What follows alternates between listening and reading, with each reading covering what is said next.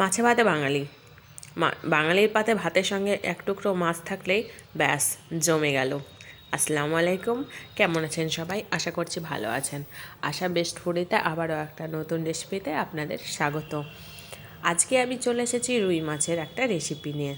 এখানে আমি রুই মাছটাকে নিয়েছি, 600 গ্রাম রুই মাছ আছে। আমি গালার পিসটাই বেশি নিয়েছি।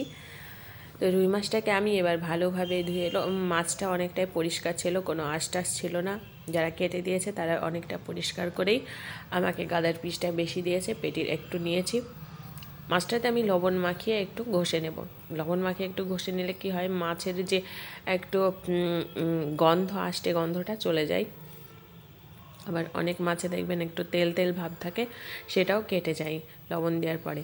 তো লবণ দিয়ে আমি ভালো করে মাছটাকে এভাবে ধুয়ে নিলাম। মাছটাকে ভালোভাবে ধুয়ে নিয়েছি। মাছে কিন্তু অনেক তেল ছিল, তেলটাও দেখা যাচ্ছে। তো মাছটা পরিষ্কার করে ধুয়ে নেওয়ার পরে এবার মাছটা ভেজে নেওয়ার জন্য একটু ম্যাগিনেট করে নেব।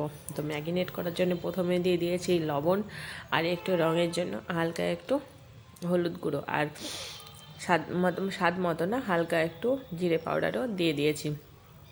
সামান্য একটু লঙ্কার গুঁড়ো দিয়ে দিলাম। দিয়ে ভালোভাবে এটাকে সব মাছের সঙ্গে মেখে নেব। এটা পুরো মাছটাই যাতে লেগে যায় সেই রকমভাবে আমি ঘষে ঘষে মাছটা পুরো মাছে আমি ঘষে ঘষে এভাবে মেখে দেবো। মেখে নিয়ে এবার রেখে দিয়ে চলুন এবার মাছটাকে প্রথমেই ভেজে নিই। ভেজে নেওয়ার জন্য এখানে কড়াই দিয়ে দিয়েছি। কড়াইয়ে সর্ষের তেল দিয়েছি। সর্ষের তেলটা গরম হওয়ার আগে আমি ছল্লি দিয়ে এইভাবে তেলটা আপনারা অবশ্যই মেখে দিবেন। মেখে দিলে কি হয়, তেলটা এইভাবে মেখে দিলে মাছটা লেগে যাওয়ার সম্ভাবনা থাকে না। তো এইভাবে তেলটা মেখে দিয়ে একটু গরম হলে মাছটা দিয়ে দেবেন। তো মাছ ছিটকানোর অনেকে ভয় পায়।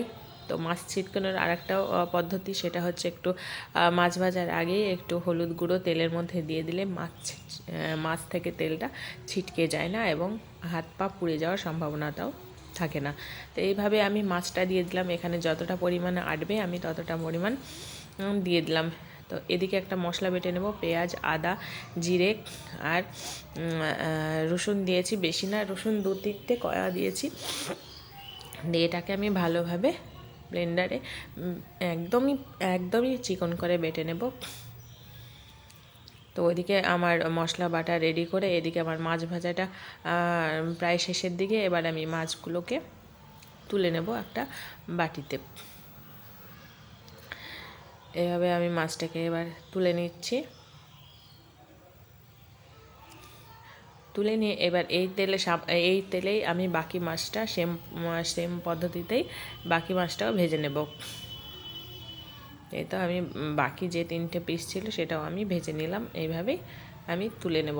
এবার তেলটা যদি একটু কম থাকে তো একটু তেল আপনারা দিতে পারেন। তো আমার এখানে তেলটা কম ছিল না, তাই আমি তেল আর দিইনি। তো এবার দিয়ে দিয়েছি বাটা মশলাটা, যে বাটা মশলাটা আমি দেখালাম সেটা বাটা মশলা দিয়ে দিলাম। তারপর স্বাদ মতো লবণ, রঙের জন্যে হলুদ, আর ঝাল এবং রঙের জন্যে শুকনো লঙ্কার গুঁড়ো, আর সামান্য একটু জিরে গুঁড়ো দিয়ে ভালোভাবে মশলাটা কষে নিয়েছি। মশলা থেকে তেল বেরিয়ে আসলে আমি এই সমস্ত মাছটাকে এবার ঢেলে দেব। মাছটা ঢেলে দিলে মাছের ভেতরে সব মশলাটা যেন ঢুকে যায়, সেরকমভাবে আমি ভালোভাবে নেড়ে নেব। এই দেখুন, মানে বলক উঠলে মাছটা দেয় ওই স্বাদটা আলাদা, আর এই স্বাদটা একটু অন্যরকম হবে।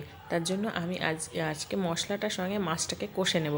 তাহলে কি হয়, মশলা ভাজাটা হয়ে যায়, মাছের ভিতর পুরো মশলার ফ্লেভারটা ঢুকে যাবে। তবে আমার অনেকটাই মাছের সঙ্গে মশলা অনেকটাই কষানো হয়ে গেছে। এদিকে কষানো হয়ে গেছে। এবার আমি যতটা পরিমাণ ঝোল রাখবো ততটা পরিমাণ আমি জল দিয়ে দেবো।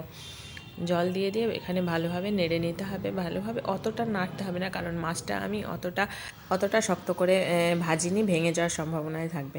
তা আজকের আমার এই মাছের ঝোলটা অবশ্যই আপনারা বাড়িতে ট্রাই করে দেখবেন। আশা করছি ভালো লাগবে। আর ভালো লাগলে লাইক, শেয়ার, সাবস্ক্রাইব করতে ভুলবেন না যেন। আজকে এই পর্যন্তই। আল্লাহ হাফেজ।